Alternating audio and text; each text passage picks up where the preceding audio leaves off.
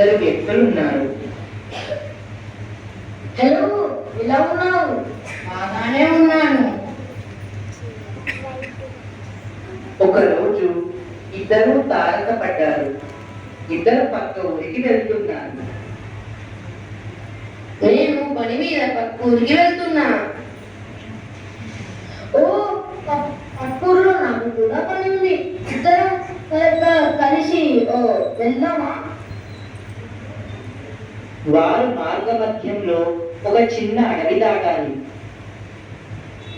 కొద్దిసేపట్లో ఓ దట్టమైన అడవి చేరుకుంటాం.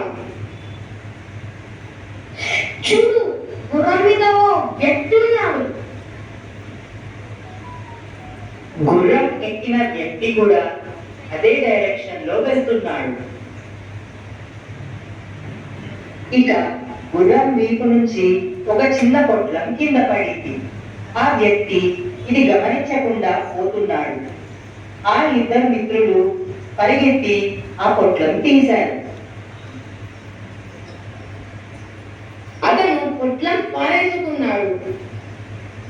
దాన్ని తెరిచి చూద్దాం.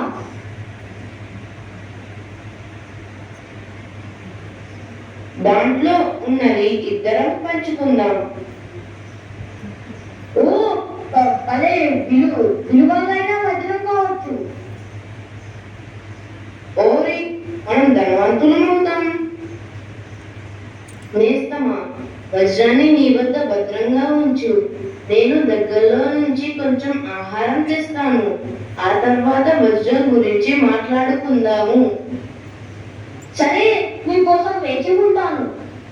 ఆ వజ్రం కంటపడగానే ఇద్దరి వ్యక్తుల్లోనూ దురాశ కలిగింది.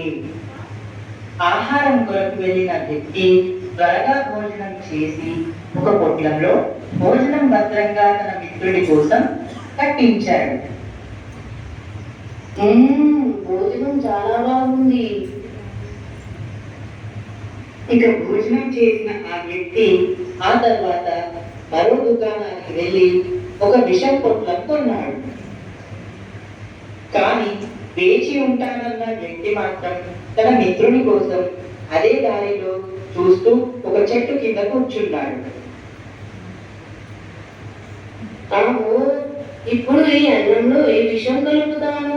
అతనికి తెలియనే తెలియదు. ఇప్పుడు దీన్ని మళ్ళీ గుట్లంగా కట్టి ఉంచుతాను.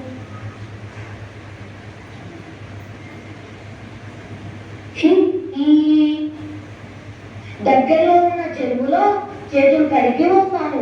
ఈ విలువలైన బొట్టం పట్టుకో. అంతవరకు ఆగడం దేనికి? దీన్ని ఇప్పుడే తెలుస్తాను. దాని వంక ఆశతో చూస్తున్నాడు. అకస్మాత్తుగా అతని తలపై బలమైన కర్ర దెబ్బ తగిలినది. ఆ బలమైన ఘాతంతో అతడు మరణించాడు. అతని తలపై కొట్టినది మరెవరో కాదు, తన మిత్రుడే. ఆ వజ్రాన్ని తీసుకొని తన జేబులో పెట్టుకున్నాడు.